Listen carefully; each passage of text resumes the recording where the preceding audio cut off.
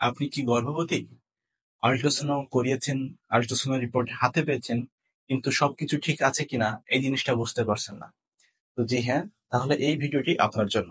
আজ এই ভিডিওটিতে আমি বলবো যে আল্ট্রাসাউন্ড করার পরে আপনি আল্ট্রাসাউন্ড রিপোর্টটা কিভাবে বুঝবেন, কোন বিষয় খেয়াল করতে হবে, কি দেখলে বোঝা যাবে বাচ্চার গ্রোথ ঠিক আছে। এরকম সামগ্রিক বিষয় এই ভিডিওটিতে আমি আপনাদের বলার চেষ্টা করব। তো চলুন শুরু করা যাক মূল ভিডিওটি। তো প্রথমেই বলি যে আল্ট্রাসাউন্ড মানে কি জন্য করা হয়, কি দেখা হয়।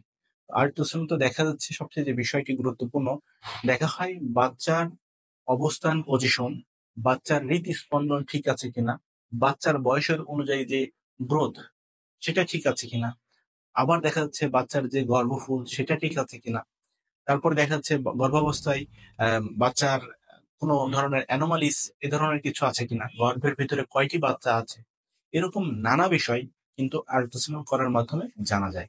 এবং আল্ট্রাসাউন্ডের মাধ্যমে আরেকটি গুরুত্বপূর্ণ বিষয় খেয়াল করা যায় যে বাচ্চা যে পানির ভিতরে থাকে, অর্থাৎ গর্ভাবস্থায় অ্যামনিওটিক ফ্লুইড বা জলের যে পরিমাণটা সেটা ঠিক আছে কিনা সেটা কিন্তু এই আল্ট্রাসাউন্ডের মাধ্যমে নির্ণয় করা হয়।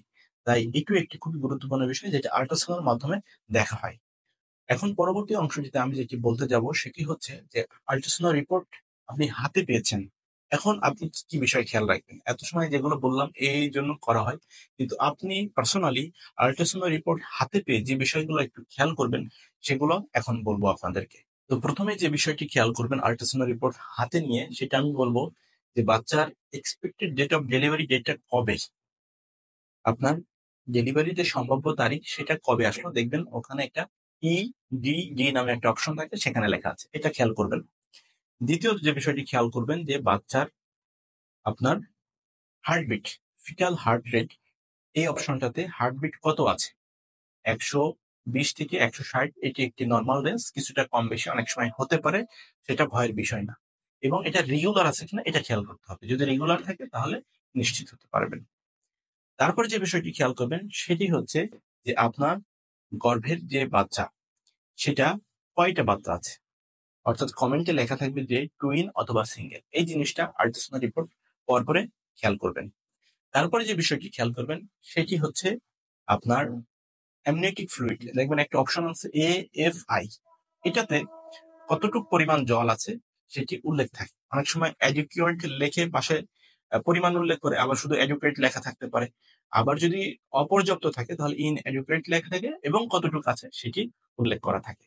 এরপর যে বিষয়টা খেয়াল করবেন সেটা হচ্ছে প্লাসেন্টা, অর্থাৎ প্লাসেন্টাল পজিশন কোথায়, এটি খুবই গুরুত্বপূর্ণ একটি বিষয়, খেয়াল করতেই হবে।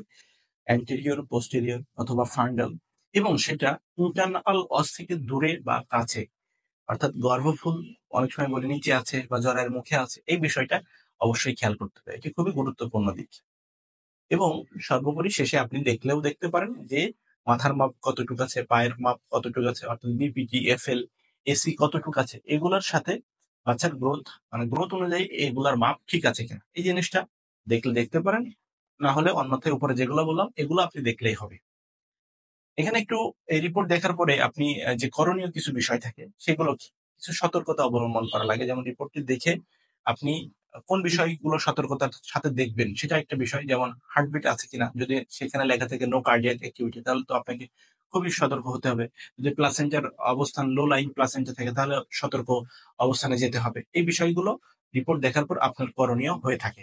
এবং করণীয় আরেকটি বিষয় যে আপনি যদি আগে কোনো আল্ট্রাসাউন্ড করে থাকেন সেই আল্ট্রাসাউন্ডের সাথে বর্তমান আল্ট্রাসাউন্ডটা মিলিয়ে দেখবেন যে আগের ইমেজ সাথে এখনকার ইমেজ ঠিক আছে কিনা, আগের বাচ্চার গ্রোথের সাথে বর্তমান বাচ্চার গ্রোথ ঠিক আছে কিনা, এগুলো আপনি নিজেই মিলিয়ে নিতে পারেন। আর যদি ডাক্তারের সাথে সাক্ষাৎ করেন সে তো মিলিয়ে দিবে এবং আপনার সাথে একটা সরাসরি সে আলোচনা করবে, তখন বিষয়টি পরিষ্কার হয়ে যাবে। তো রিপোর্ট হাতে পাওয়ার পরে আপনি যে বিষয়গুলো দেখলেন, সতর্কতার যে বিষয়গুলো সেগুলো দেখলেন, তারপরে আপনি আপনার ডাক্তারের কাছে যান, তার সাথে সাক্ষাৎ করুন। সে কি বলে সেটা শুনুন। আপনার বোঝার সাথে ডাক্তারের বোঝানো মিলে গেলে তো খুবই ভালো। যদি সতর্কতা কোনো অবস্থান থাকে ডাক্তার অবশ্যই বলবে, সে অনুযায়ী আপনি ব্যবস্থা নিবেন। আল্ট্রাসাউন্ড রিপোর্ট আপনাকে দুশ্চিন্তা দিতে নয়, বরঞ্চ আপনার সঠিক সময়ে সঠিক সিদ্ধান্ত নিতে সাহায্য করবে। মনে রাখবেন আপনার ডাক্তারই আপনার সবথেকে বড় গাইড। তাই কোনো সন্দেহ হলে ডাক্তারকে প্রশ্ন করুন, খোলামেলা আলোচনা করুন। তো আশা করি ভিডিওটি দেখে বুঝতে পেরেছেন বিষয়গুলো। আজ এই পর্যন্তই। সবাই ভালো থাকুন, সুস্থ থাকুন। আল্লাহ হাফেজ।